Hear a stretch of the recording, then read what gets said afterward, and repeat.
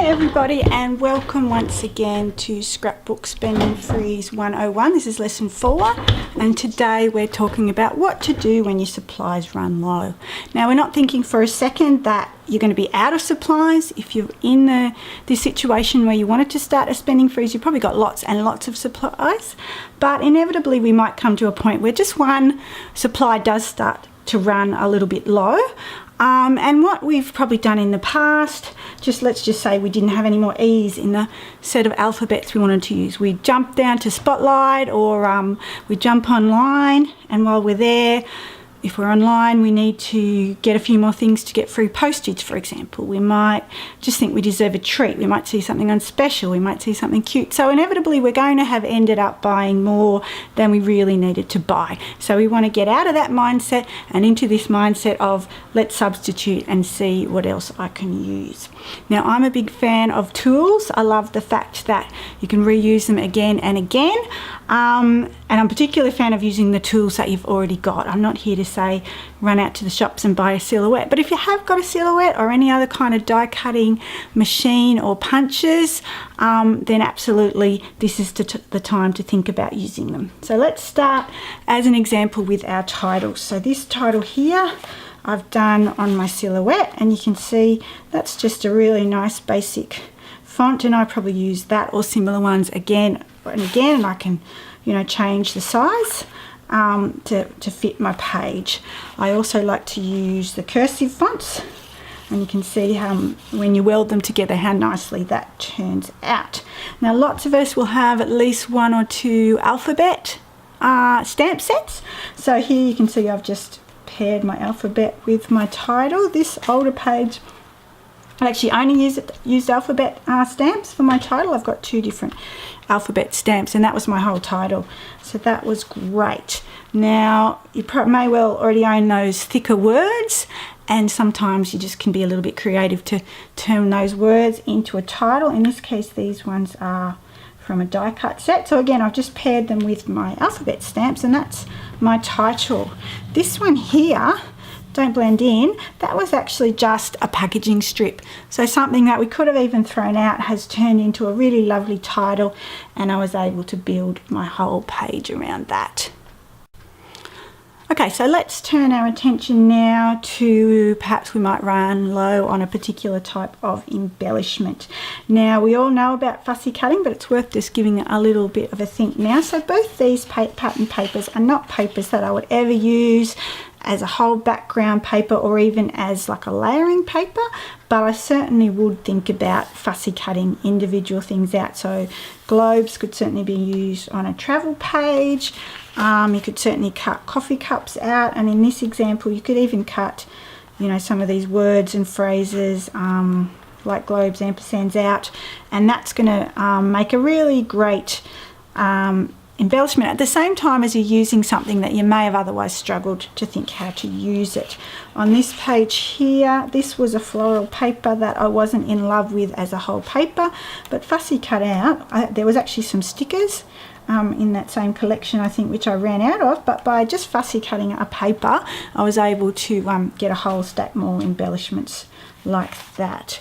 Again, talking about tools and talking about stamps, sometimes it's just a little bit of creativity to work out how to turn your stamps into embellishments. Here, this is again quite an older page. He's nearly 19 now, but I've just done some stamping, hand cut some tag shapes, a bit of ribbon and twine, and that's my embellishments for that page.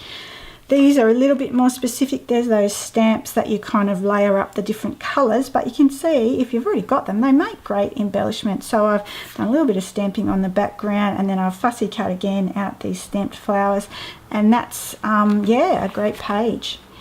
Again, dies or certainly punches if you haven't got them. That's basically what I've used here, just some die cuts on my silhouette. Now, the other type of embellishment that you might be into is your small things that you scatter, like perhaps your enamel dots. So again, sometimes it's just a matter of, instead of going, I'm out of that particular shade of enamel dot, best run to the shop, it's just a matter of thinking, what else can I use instead? Even just looking to different colours. If you've been following me for a while, you'll know that I make my own fake enamel dots. In this case, they're on a gold glitter paper, so they get that bonus of being glittery as well. But perhaps you can think about, what else have I got that I can scatter? So it might not even be enamel dots. It might be sequins. It might be, what else might it be? Buttons, you know. You might have other things that you can scatter instead. Good, yeah. Okay, so what if you run out of a particular shade of pattern paper? Now, let's face it, none of us are going to run out of paper in a million years. We all seem to just love it too much, but you might run out of a particular shade. For example, blues and greens that really work for boys, sometimes I run a bit low on. So in this case, I just did a bit of mixed media on the background. I sort of watercoloured these blue circles, and that way I got a blue pattern paper that worked for a page for a boy. On this one here, I've done a fair bit of stamping, some packaging technique and a little bit of splattering, and again it went from a plain white background to something that looks a little bit like a pattern paper. I've also in the past done just painted bold stripes, or you know, different more an all over stamped pattern. So there's lots of different ways. Instead of just getting stuck with, I'm out of that shade of paper, I need to go to the shops, have a think about what else you can do to replicate it yourself. All right, so if you've gone through all those tips and you're still a bit stuck of what to substitute, my next suggestion is perhaps put that all aside and start again with the mentality, focus on what you've got instead of what you haven't got. So instead of going, I haven't got this, I haven't got this, I haven't got this, let's just start again and look at what you have got and see if you can build a page starting with that. So in this case, I was focusing on the fact that I had a lot of branding strips. Lots of us find it very hard to throw those pretty strips of paper away.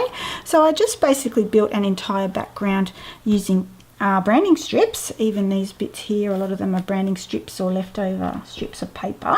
And once I'd done that, obviously it was a pretty busy page and I really didn't need to add much embellishment other than just a bit of a scatter of just what I had, which happened to be buttons and a few sequins.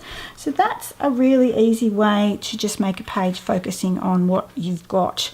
Again, in this one, I just cut circles, mostly probably they were out of offcuts. I did a bit of stamping to begin with, and again that's a really easy sort of page to then just finish it off by scattering around whatever type of embellishment I've got. So again, I've got buttons, I've got these, I think they're mistable butterflies, but I didn't mist them in this case.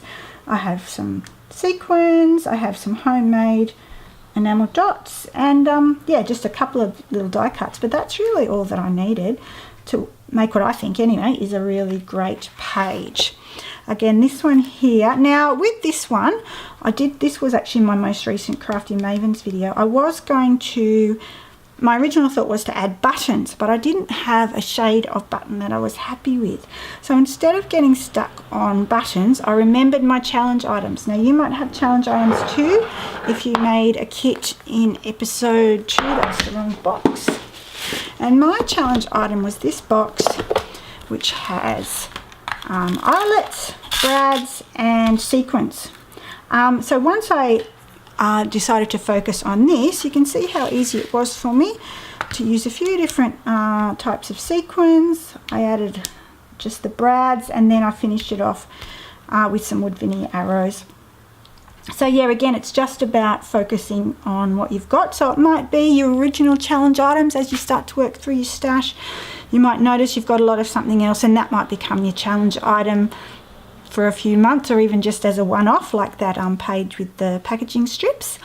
So yeah, and you can go from there. So I hope that you found this a little bit helpful. We might, over on the Facebook group, do a bit of fun homework. We might go, when I run out of fill in the blank, what supply, I'll substitute with this other supply, and we might have a bit of fun there and inspire each other and give each other some new ideas. Don't forget to comment over on the Facebook group if you've got any suggestions or things that you found helpful or any questions. I have one more episode planned after this one, which I'm hoping to put out in a couple of weeks. But again, if you've got anything that you would like to suggest ongoing, then by all means put it in the Facebook group. If you're not already in the group, hopefully I'll have linked it down below and you're welcome to join us. All right, thanks for staying with me, guys. See you later.